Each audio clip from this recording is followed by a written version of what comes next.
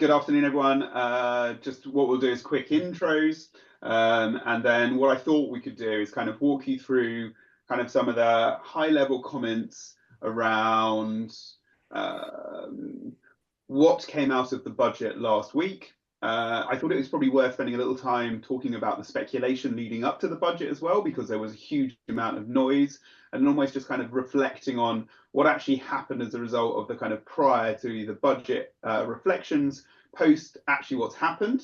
Then what we can then do is then kind of drill down into those and kind of give a little bit of kind of our initial thoughts about what some of the ramifications, the proposed changes are likely to mean. We'll also have a quick look and canter through some of the corporate tax roadmap as well that was released on the same day. And then again, kind of reflect on those. I think then what we could do is then pivot into some areas around, what else could the government have done? What are the kind of inferences as a result of the proposed changes that are likely to happen? And specifically some of the kind of wider reflections, specifically for the tech community, in terms of what the proposed changes are likely to mean. And then I think right at the end, what we'll then do is we'll do a wrap where we'll look at what the budget means, again, not only for companies, but for founders, but also for some of you on the call today, because there are some of the kind of implications and changes are quite far reaching. What I'm going to do is encourage people to kind of ask questions throughout, either by using the kind of Q&A panel or by using the chat bar. So if there's anything that anyone wants to kind of ask throughout, I'll try and keep an eye on those throughout the session. In either way, if I don't get to them, then we'll try and do a Q&A at the end. So just very quickly, I am James Peck. I'm tax partner here within the tech and high growth team. So specifically looking after VC-backed scaling tech and consumer businesses. Simon? So Simon Morris, I'm a private client tax partner here at Cooper Parry. So look after people's individual taxes, families, but work really closely with James, looking at how founders are taxed and what kind of planning we can do. Perfect. All right. So let's just jump straight into what happened last week. So the Chancellor, Rachel Reeves, delivered the first budget under the new Labour government. It was the first time in 14 years that we've had a Labour budget, and it will define the next few years in office. The statement focused on fixing the foundations, balancing the ambitions to return to economic stability, according to Rachel Reeves, whilst trying to create the right environment for investment. The budget measures are set to boost spending by nearly 70 billion annually over the next 5 years, with 2/3 allocated to current expenditure and only 1/3 towards capital investment. It's probably worth pausing at this point and so kind of reflecting on what did the budget tell us about the economic outlook for the UK. So according to the Office for Budget Responsibility, the OBR, the outlook for the UK economy is forecast to grow by just 1% this year, 2% in 2025, before falling to 1.5% over the remainder of the forecasts suggested by Reeves. This is positive news from an inflation perspective. The OBR forecast inflation will rise by 2.6% in 2025 due to the budget policies, before falling back to the Bank of England's target of 2% thereafter. So as I said, specifically, what we'll do today is kind of look at this through the lens of kind of tech companies. Let's talk about the speculation, right?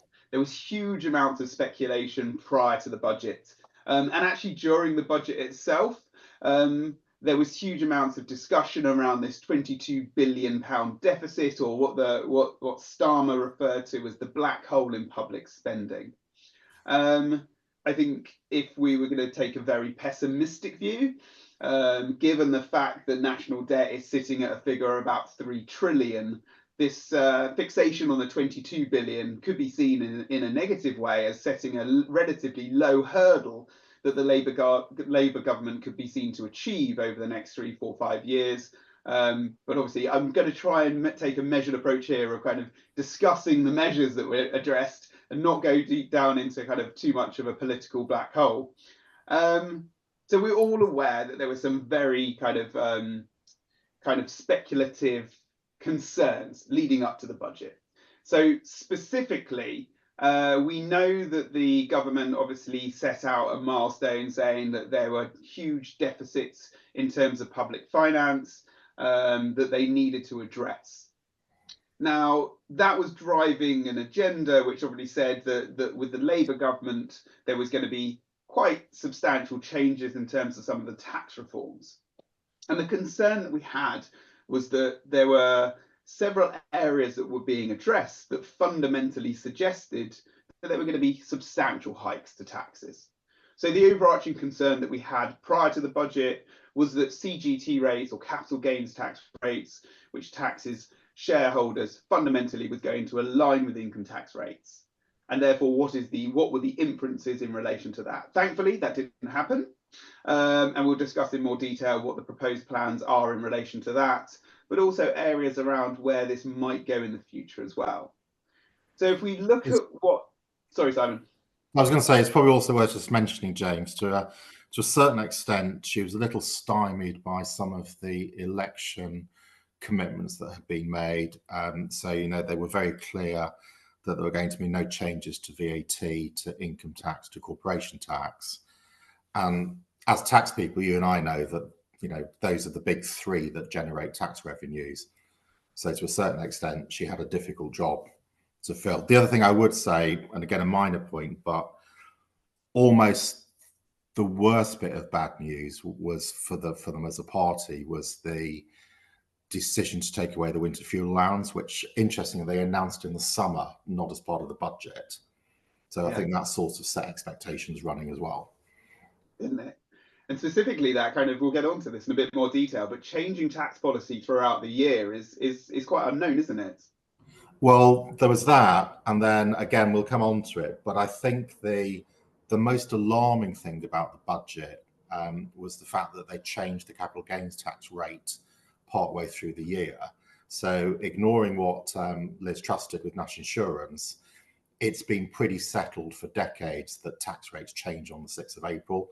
So I think that what that does do is open up to more fluidity with rates during the year. So that's going to be an interesting. Well, we're going to get onto the debate around CGT rates and the direction of travel there as well, because I think there are potential inferences from what we've seen about what they've suggested, but also the kind of interplay with business asset disposal relief as well. But we'll get into that. So as Simon said, I was also going to say, I mean, the other thing just before, without getting too political, is there is a feeling that it wasn't, considering how long they took from being elected to the budget, which is really unusual to wait so long. Is it quite as transformational as perhaps they were expecting, or we were expecting? Very true. Very true. So just recapping what Simon said before, I think that there were a number of changes prior to the election that the Labour committed to. So as we said, what they said overtly was that they were going to potentially make changes to the non-dom rules. They were going to make changes to the VAT regime, specifically in relation to private schools, and specifically in relation to stamp duty on residential property purchases by non-UK residents. There were also some very specific commentary around, and I think everyone's struggling with this at the moment, including the Prime Minister, around increases in taxes for, let's refer to as working people. I think he's at the moment it's quite challenging to define what that actually means. And we've seen a number of interviews where that's been challenged. But what he stated was that the headline rates on income tax, national insurance and VAT were not going to move. Neither was the corporation tax rate. So if we pause for a moment there and reflect, there is this overarching view that we have a deficit in public financing. There is a lot of debate around the 22 billion. We're not going to go down that rabbit hole today. But so what Starmer is specifically saying and Reeves is saying is that we have a huge deficit that we need to fill. However, the levers that they normally have in terms of being able to kind of move those in order to close that deficit will not be reliant on income tax, NIC, VAT, and corporation tax. And that left this whole area of speculation. So, and can I just say one thing, which is just, I think, equally. So if you remember, before the budget, they had that flagship Come and Invest in the UK conference. yeah. And a number of people that were saying, well, actually, this is slightly ridiculous timing, because how can we commit to invest when we sort of think big changes are happening in 2 weeks, but you haven't told us? So isn't everything in the wrong order? Well, and again, they just kind of gave little nuggets of information. So if I refer to the kind of Rose Garden speech at the end of August, Starmer kept his cards very close to his chest, but he's talked extensively about a black hole in the country's finances. He warned that the October budget would be painful, stating those that had the broader shoulders should carry the heavier burden. And the reason for this, therefore, led to this huge amount of speculation. The speculation basically said, look, we know you're going to have to raise taxes, but what that's in relation to? No, there was no actual press release in relation to it. There's no leak as we saw it, but it led to speculation around inheritance tax and capital gains tax, treatment on non-DOMs, kind of the inference around carried interest for PE funds and VCs, speculation around pensions. So I think, they were almost alluding to the fact that there were going to be some relatively substantial changes. Yeah. Should we jump into some of the details, specifically for tech companies, and what the concerns are in relation to those? Just checking no one's got any questions up at the moment. So I think maybe we start with capital gains tax. Capital gains tax was effective immediately, so effective from last Thursday. And the overarching point there is that the main rate for corporation tax increased from 20% up to 24%. Okay. The point here is, I think, that there were kind of discussions prior to the budget that there was going to almost be an alignment at the worst case scenario between CGT and income tax rates. And if we reflect on what that means, that fundamentally those that are kind of potentially putting risk capital into businesses and therefore creating a liquidity event would actually not get a reduced rate of tax as a result, but would be paying akin to what they would do on salaries or bonuses. Agreed. And that asks the question, if that was the case, and the speculation and the commentaries around that suggested, well, if you were a founder, if you were an investor, on what basis would you want to drive entrepreneurship in the UK? And it was a valid question, right? The whole premise here is that those individuals that put risk capital into businesses are achieving a kind of, a tax advantage because it's at a reduced rate output as a result of it. But that's a reflection of the fact potentially that they are putting risk capital into play, that they are developing businesses from a very early stage, really developing entrepreneurship as a whole for the UK economy, which frankly, if we just reflect on what that means for a minute, is these businesses fundamentally are the lifeblood to develop further kind of growth for the UK economy as a whole. Now, so obviously there was huge amounts of concerns in relation to that. The point that we're addressing here is that whilst the increase from 20 to 24% was not as painful as it was anticipated, but it still is a blow to founders and shareholders. A 4% increase, has a huge impact. And we may turn around and say for every £1 million, that 4% only equates to what, £40,000. I think the point that concerns me, and it goes back to your point as well, which is, there can be further increases throughout the year. So we're not just relying on annual increases. That 4% potentially is only the start of potential future increases in CGT rates further down the line. The interplay then is with business asset disposal relief, or BADA, what used to be referred to as entrepreneurs relief. Okay. Now, there were no changes last week in relation to BADA, so there was no immediate change. Again, that was a concern that it was going to be completely withdrawn at that time.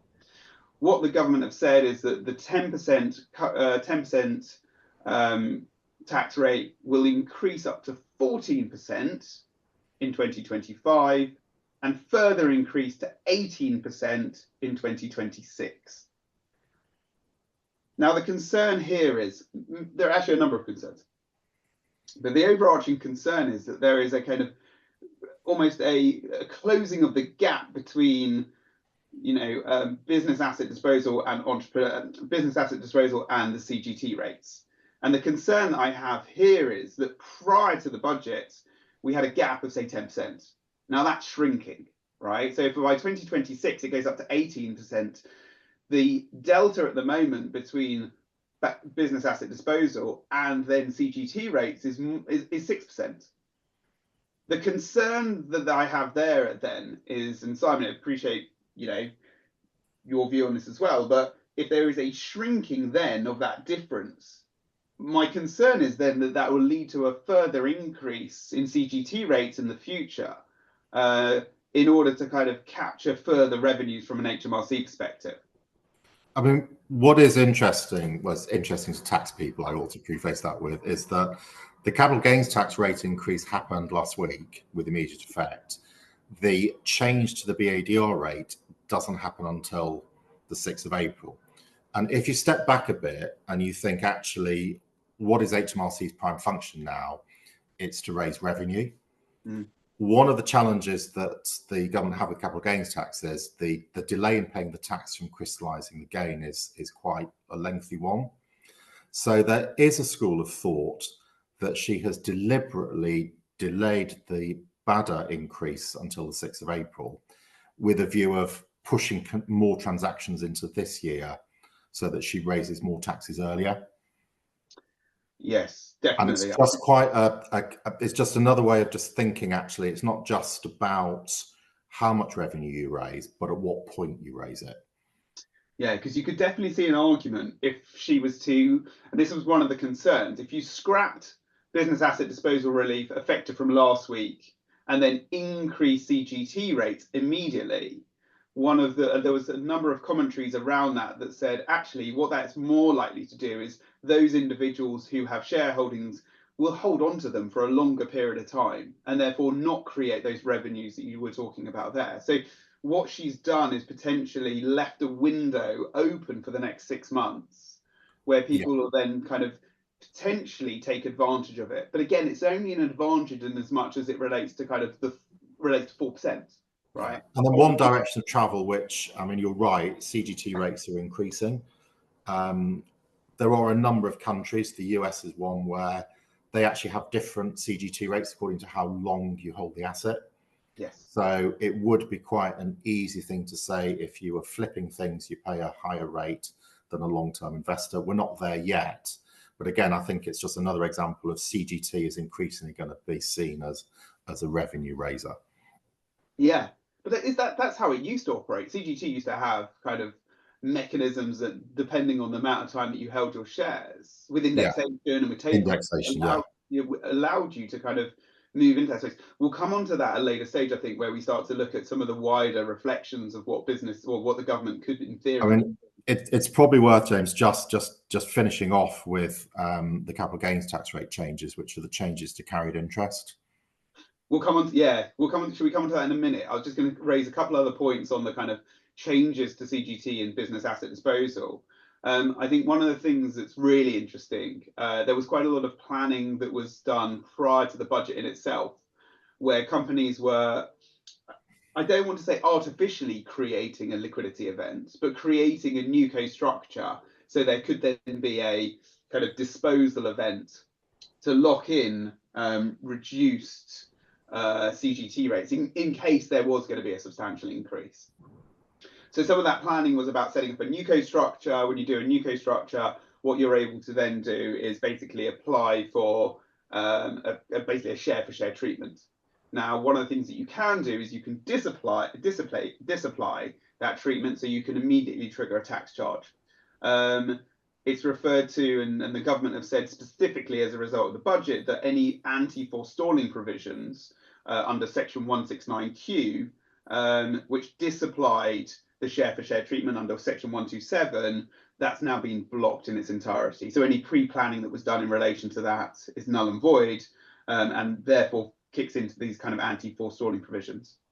It's interesting to reflect as well. I think the wider connotation with the CGT rate, and there's been a huge amount of commentary in relation to this, is that will this lead to founders and to companies leaving the UK? I've read a note from the Startup Coalition that stated 89% of the businesses and the founders that they surveyed, so 89% of the founders surveyed would consider moving themselves or their businesses abroad. And again, so I think we'll talk about this in a little bit more detail around, do we think this will lead to an exodus of companies and potentially founders? Or actually, can there be a separation between founders and companies? We'll get into that debate as well. The other thing that this has a wider impact on, and to your point, is around downstream effect on investments. So the other thing that kind of had a wider impact, potentially from a VC, from an investment perspective, was the increase in the tax rates for carried interest. Simon, do you want to take that point? Yeah, so they're sort of jumping up. So it's going from 28 to 32. And then with a consultation process after the 26-27 tax year, with the implication that they're going to be more closely aligned with income tax rates. So there seems to be, again, two schools of thought coming out of the BCVA at the moment. One is that they might do the really drastic move and say, actually, carried interest, it's not capital gains tax. It's no different to an investment banker's bonus. You're going to pay income tax rates on it. The second would be, we will still give you some kind of preferential capital gains tax rate, but we're going to put in some thresholds around minimum co-invest, or we're going to have a period that you have to hold the investment. Yeah. So it's a couple of things here. And again, you know, as you and I know, a lot of this stuff is all about how it appears in the press and the PR. Probably fair to say no one really feels sorry for the fact that carried interest, it's not something that the general public understand. It's quite an easy win. Again, we'll come on to this bit later, but I'm certainly seeing, you must be seeing, a lot of private equity houses, whilst not leaving London completely, are starting to set up significant operations outside the UK. Yeah, and so well, that doesn't mean that they won't invest in the UK, but that whole infrastructure is starting to move out. And I don't think this aids that discussion, right? Let's just be honest. No. The quantum or the increased and the ramifications about future increases on carried interest might lead to wider kind of VCs and PEs leaving the UK. But again, it's about that. You know, we're going to touch on what are the main drivers that tech companies need, and obviously, you know, access to funding is absolutely tantamount. And whilst, you know, there is an abundance of UK-based VCs supporting that, there is huge amounts of investment from overseas as well. I think there's a couple of other areas that were addressed during the budget. Let's kind of counter through some of those. So there were no proposed changes to SEIS, EIS or VCT. Again, hugely advantageous. What that might mean is that in the future, you know, that there is, you know, that companies already take advantage of these, which is right, but there is going to be more reflection ensuring that companies qualify, the use of funds are used specifically for that. Again, you know, there are limited ways in which, you know, the potential investors are going to be able to take advantage of no tax rates. So EIS and SEIS are going to be hugely advantageous in terms of achieving that. The R&D regime is staying as is. I think there's going to be potentially some levels of improvement. There have been quite a number of consultations in relation to the process driving R&D currently, and therefore concerns in relation to that. I guess the other thing that's caused quite a lot of concern as well is the increase in employers NIC. So the increase by 1.2% to 15%. Simon, do you want to take that point? Yeah, and that's actually a bit of a double whammy, because not only has the headline rate moved up to 15%, but actually the threshold at which you start paying it has reduced. Yeah. So a lot of businesses are going to be, well, every business is going to be affected. Those that have huge numbers of part-time workers or lower paid workers get a double whammy. I think it's a little bit disingenuous of Rachel Reeves to say, I have not affected working people's pay packets. because there are two things that are going to happen. It will either be factored into future pay rises, or it's going to be ultimately passed on to consumers, which is going to trigger an inflation. So, I think it's employees will pay for this by one route or the other. Going back to where we started, it was interesting that they almost leaked, trailblazed the idea that they were going to make national insurance contributions on employer pension contributions. That didn't happen, so people sort of breathed a sigh of relief, but instead of which it went on everything. Yeah, I think that the point you made there, and there's been huge amounts of commentary over the weekend about it, is that these increases are substantially just going to be passed on by companies, and therefore the concern that means in terms of, just reflect on that for a moment. So either at best, stabilizing pay rises for the future, i.e. not giving pay rises to kind of reflect on the hike to employers, NIC. At worst, it could lead to kind of pay reductions as well. And again, this comes in from the 5th of April. So not something that changed immediately. So whether there is any flexibility for, if you were making annual discretionary bonus payments in April, you'd be looking to bring those forward. Whether, again, that is something that she's factored in, so she gets a bit of an earlier windfall. But there might be a bit of movement around the timing of compensation. Yeah.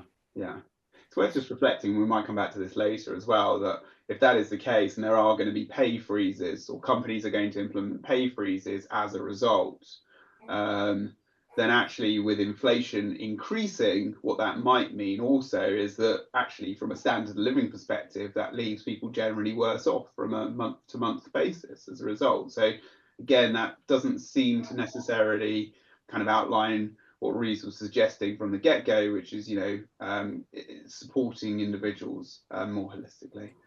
Sorry, there's a point that I forgot to raise, which is when we talked about business asset disposal relief.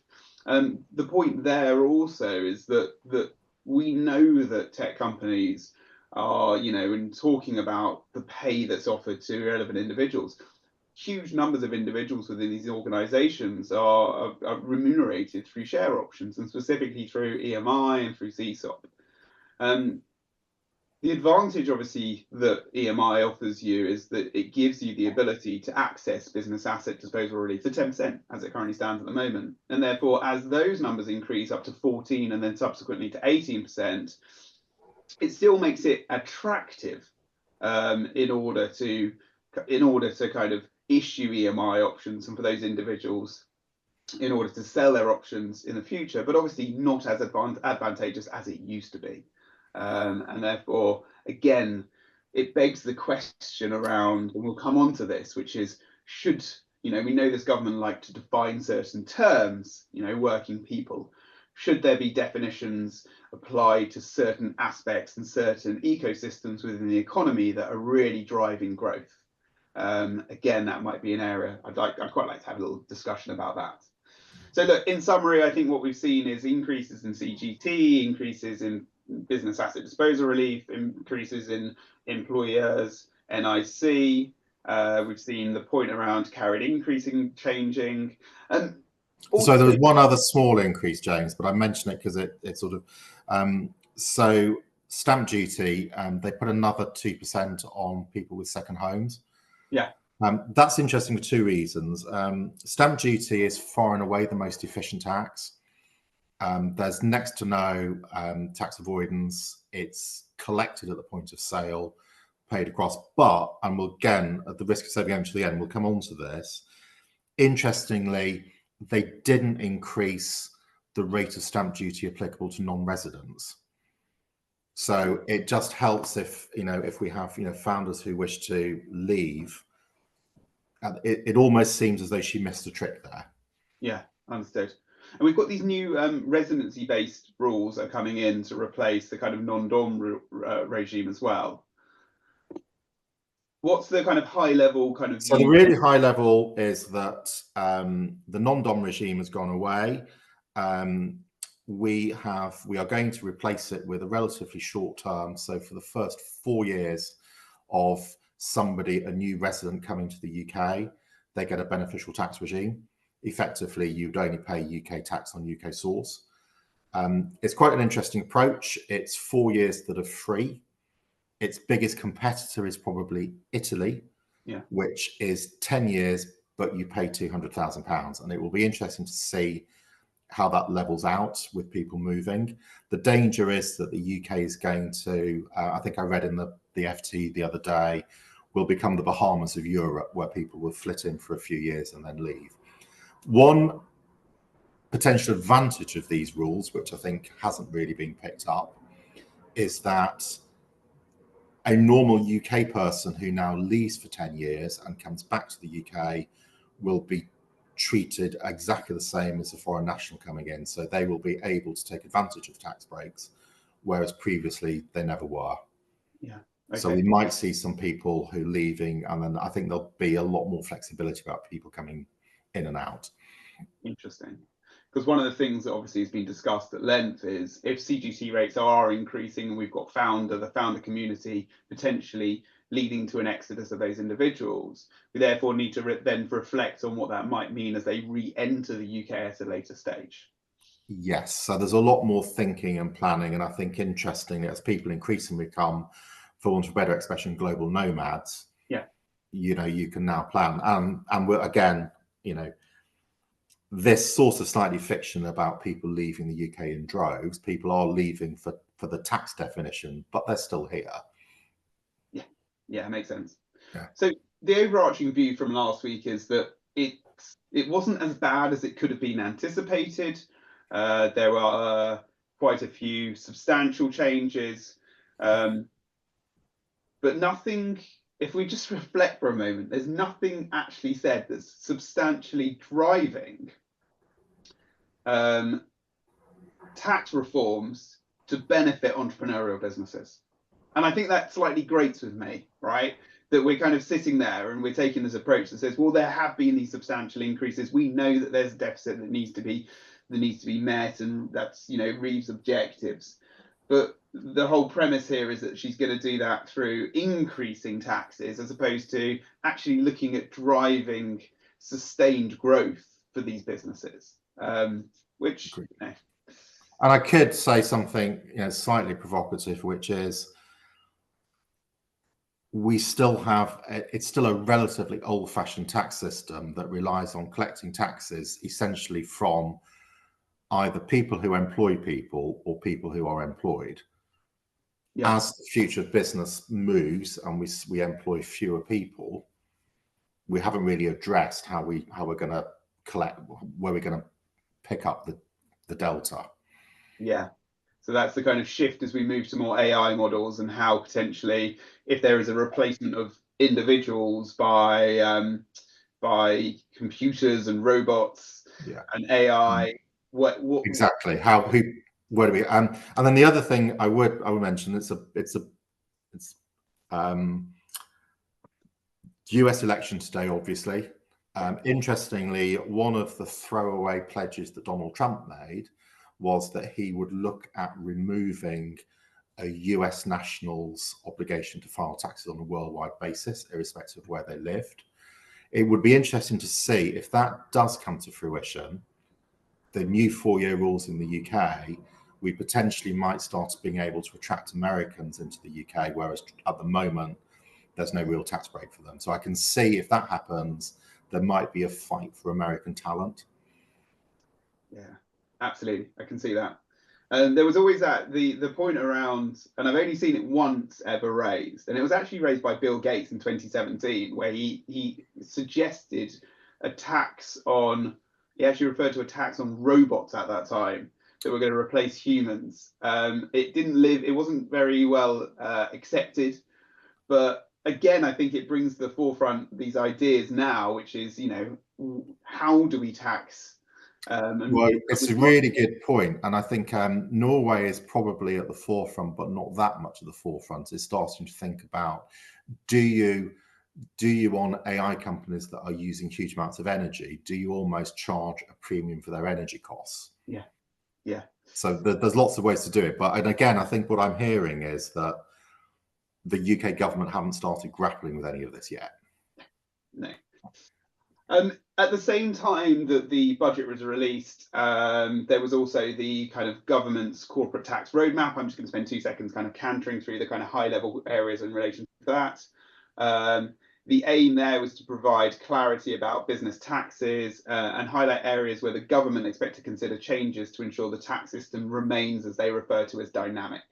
So it included detailed plans for improving operations, accessibility, and targeting of key schemes, including further reducing fraud and error, and provide HMRC kind of customer experiences. So very quickly in relation to those, it maintained the fact that corporation tax rates were going to stay stable at 25% for this Parliament. So we're not expecting there to be a substantial change in that, along with monitoring international developments with a view of ensuring that the UK's regime remains competitive. There was also mention of digital services tax and a commitment to remove DST once Pillar 1 global solution is in place. They talked about capital allowances, which isn't hugely relevant for most tech companies, but said that they were going to maintain the permanent full expensing for this Parliament, therefore maintaining the annual investment allowance at £1 million. There was discussions about R&D. We know that R&D has been a huge source of reducing taxes and actually credits to basically help fund businesses in the tech community. They said they're going to maintain the current rates for the merged R&D expenditure credit scheme and launching an R&D disclosure facility by the end of 2024. Again, the kind of inference there is that over the last few years, by virtue of the number of inquiries that have been raised, it's almost been a stumbling block for a lot of tech companies. And it's good to see that the government acknowledging that there is need for further investment across that.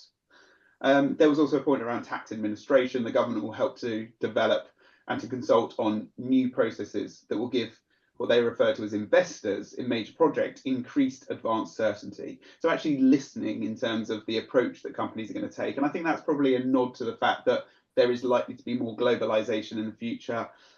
Companies become more global. And actually, HMRC want to listen and hear more about that. So they've also accepted there'll be modernisation of certain technologies around the CT6 system as well. Nothing really in the corporate tax roadmap that's jumping out there, but just it's good to have a kind of reflection on those areas. I guess this begs the question, what could the government do to kind of bolster further growth or more entrepreneurship in the UK? I think there's a number of things that could be looked at here. We know, for instance, that tax incentives have been a kind of staple for UK businesses for a substantial amount of time. So tax credits, lower CT rates, income tax reliefs to some extent. We've touched on R&D tax credits and how those have substantially reduced corporation tax in the UK, but also provided credits as well. The other thing that we've not talked about at the moment, which is going to potentially be an area that businesses should explore, is patent box. So again, there was no kind of mentions last week about changes to the patent box regime, and companies should really be evaluating to what extent they're able to fall within that regime as they start to kind of ebb towards profitability, that path to profitability, because it applies a 10% tax rate. So again, considering what that might mean for the business as a whole. The second thing I think maybe the government could look to do is kind of bolstering, and they did mention some subsidiaries and grants, supporting specific business activities or behaviours. I spent a little bit of time yesterday kind of reflecting on the US specifically and how the US help and support businesses, scaling tech businesses. We know there's an abundance of, scaling businesses across the US. And it was really interesting reading that some of the largest investments actually coming from the US were from states and cities, and specifically from the likes of Google and from other large tech companies themselves, which have substantially increased jobs and talent across the US as a whole. So could the government be doing more to kind of support infrastructure and invest more widely across the wider tech community. Also, one of the areas that was addressed was potentially, looking at specific businesses and getting support around lower interest loans to help fund these businesses in the future. We touched on this earlier, and I know this has been raised on a number of occasions, but is there a way that certain entrepreneurial businesses in the UK could be kind of defined? And there has been quite a lot of commentary around this. So to what extent could there be kind of a definition that would apply? So again, you touched on it earlier, but if you're looking at certain types of businesses or the longevity by which you've held those shares, could there be lower and different tax rates applied to for capital gains, as an example? Yeah. Yeah, I think that's a really good idea, and I think that's a direction of travel they should explore. Well, it addresses the issue firsthand, doesn't it? So it's not for people that are looking to make a quick spin on an investment, which we know that the government are looking to kind of move away from. What it's looking at is to find these individuals who are genuinely setting up entrepreneurial business to drive sustained growth, right? Now, these things don't happen overnight. It takes time. So if we need to apply the length of time that an individual has held their shares and if they've worked within the business for a period of time, right? Therefore, it would be, it could be, one could see an argument that those individuals might attract a lower rate of tax, a lower CGT rate, especially if there is this inflection that CGT rates are potentially going to increase in the future. By doing that, what you're doing again is you're ensuring that you don't get, that you're retaining talent in the UK. You're not having individuals leaving to go and set up overseas. And it's hugely important that we're doing our utmost here to retain the best level of talent in the UK, not just from a founder perspective, but across the employment pool as well. I mean, it's probably not as relevant to the tech business, but the one thing we haven't mentioned is some of the changes to business property relief and what that does to long-established family-owned businesses. So at the moment, I think, as you're aware, James, on the death of shareholder, typically those assets wouldn't attract inheritance tax. That's being changed, where the first million is now going to pay at after the first million, you pay at 20%. So we might see a lot of sales of businesses now. And when does that kick in from? That kicks in from April 26. Yeah. Okay, so again, that's a concern, isn't it? That you're going to, again, it drives this behavior, which is companies are now going to sell in order to kind of get around from an inheritance tax perspective. And it's just like, that's not, we should be thinking about ways that we establish, grow, sustain growth in the economy, rather than how do I sell this business? What am I thinking about? Yes, exactly. It's not relevant for today's discussion, but I found it fascinating to read what was going on from some of the farming community over the weekend. And the fact that certain farmers are now being put in a position where they are actively going to be forced to sell their farms in order to pay inheritance tax in the future. Again, it kind of grates against this whole ethos around driving sustained growth. Yes, and we're already seeing people, I'm certainly having people who've got businesses saying, well, actually, I might as well leave the UK, sell my company as a capital gain that hopefully I can avoid tax on, rather than running the risk of dying in the UK and it being caught. And you sort of think that isn't the behaviours they want to drive. No. So it's a bit short-sighted, I think. So we talked about kind of changing definitions. If we bring this directly back into focus more widely for tech companies, I think, again, could there be a kind of change in the definition, specifically for kind of some of the share option plans that we've got in place, EMI, CSOP, and again, doing something similar, which is instead of just as a whole increasing all CGT rates, giving there be like almost kind of segmenting and identifying through the definitions, actually for certain businesses, if you work within a certain growing scaling business, then actually EMI might have a lower rate. There's a very simpler way of doing it as well, actually, which is actually the whole premise of issuing EMI options is to kind of align the growth expectations of those individuals working in those businesses to those of the business themselves, the scaling businesses, right? Yeah. And therefore, actually, should they not just, instead of trying to create definitions always create an absolute headache from a tax perspective. Is there not a way in which you just say, actually, there is a lower rate applicable for any EMI options that are issued in the future? Or Yeah, sounds a good idea. I think quite often you've got to keep these things simple. So yeah, I think they're the main things. I think once you start trying to define what a tech company is, it's a bit of a slippery slope. I think that will probably kind of lead to kind of like wider concerns. I think, you know, as we've seen already, the definition of working people is quite hard to eloquently share. And therefore, maybe these are some of the areas that they want to look at. It was interesting. I watched a recent parliamentary debate from last Friday, flagging some of the key areas. And Michael Holmes, the CEO of Scalespace, mentioned 3 areas that tech companies as a whole generally are facing and concerns in relation to those. So he talked about access to funding in the UK. He talked very specifically about US VCs and being less risk adverse. And how, you know, funding has to be maintained in the UK in order to help and support grow these businesses. He talks about access to talent. So developing skills in the UK and improving talent, not only about retention of individuals in the UK, but making the UK an attractive place for overseas individuals to come and work, and how there needs to potentially be some modifications in relation to kind of the visa regime as it stood.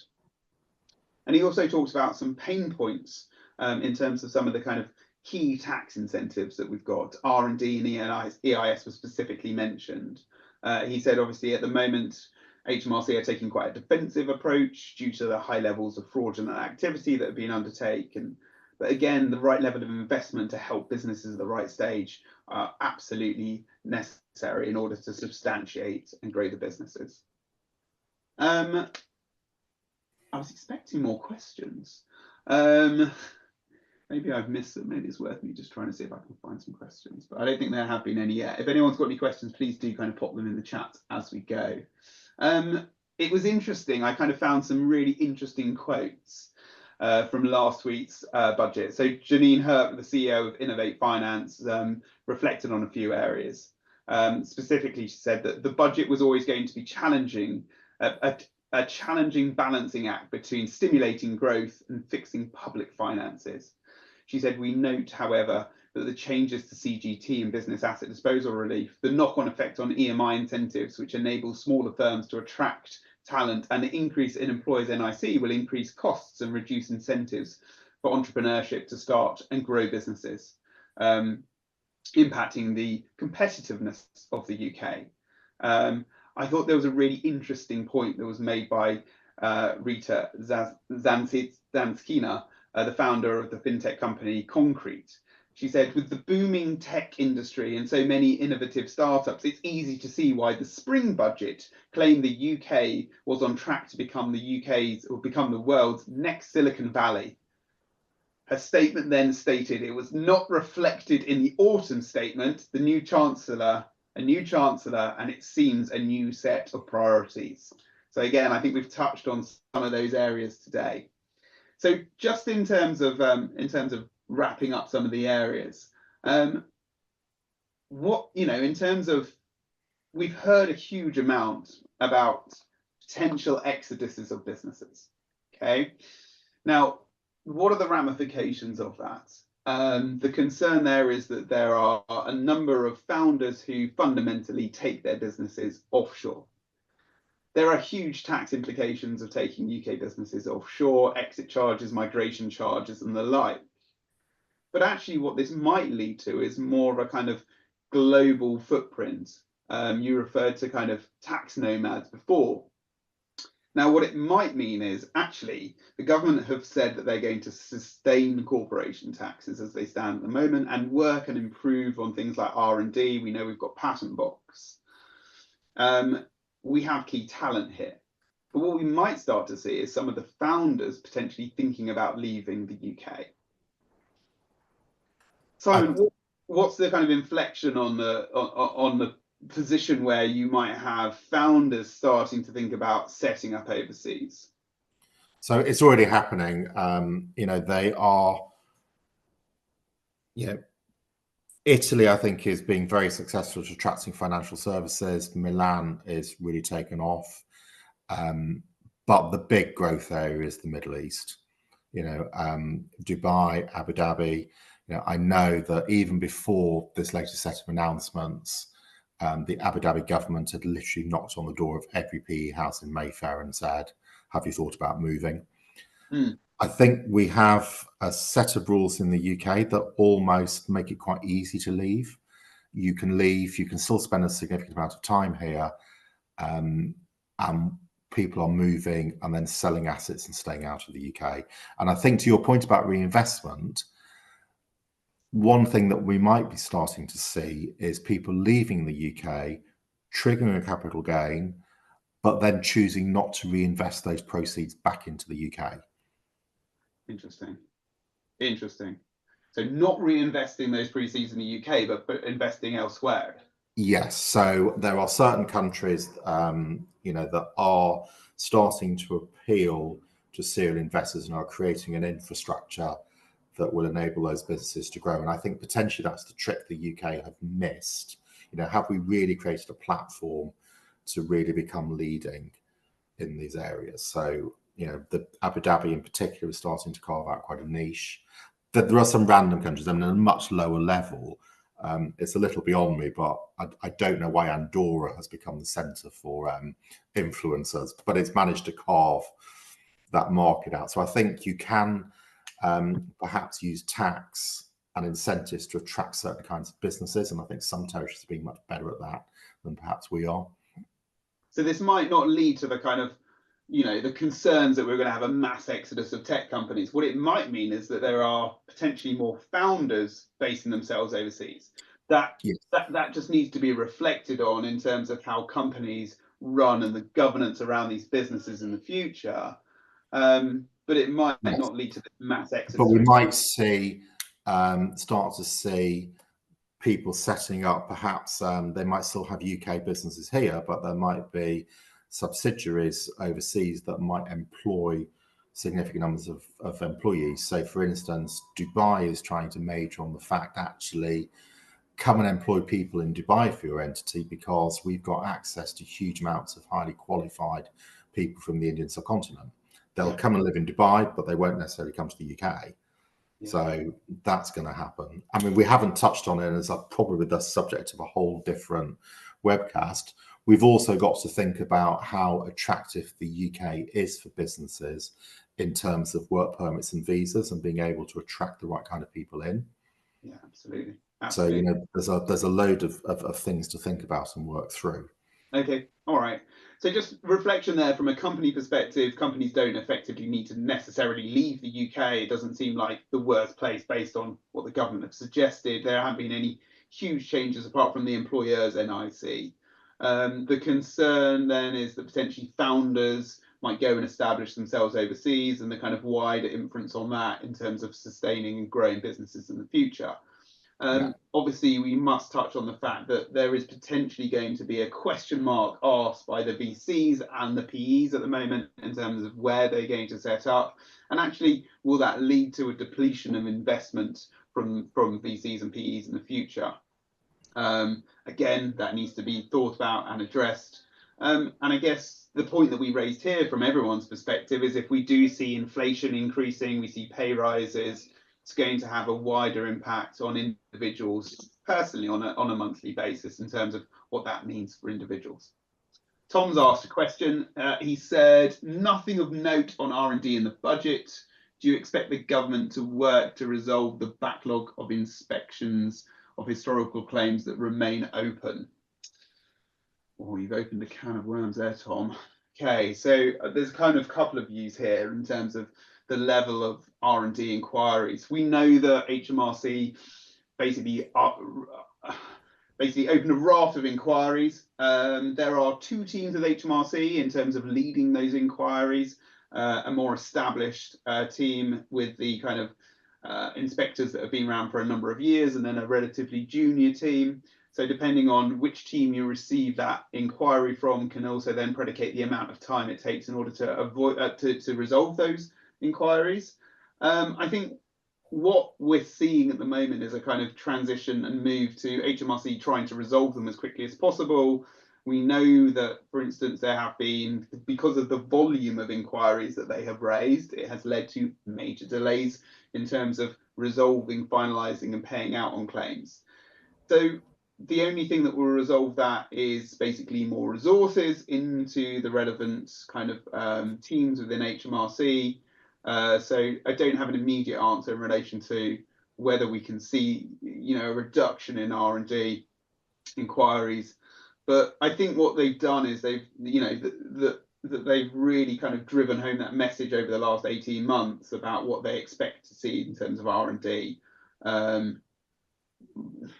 I do have personal views on it in terms of what they could have done and how they could have gone a step further in terms of what they could have done in terms of making sure that certain providers don't put in kind of fraudulent R&D claims and potentially penalties in relation to that, not for the companies, because at the moment it's the companies that are penalised. Whereas there could have been a point which kind of addressed actually those providers. Hopefully, Tom, that kind of answers the question. If anyone else has any other questions, do you want to pop them in the chat bar? Otherwise, we're coming up against time.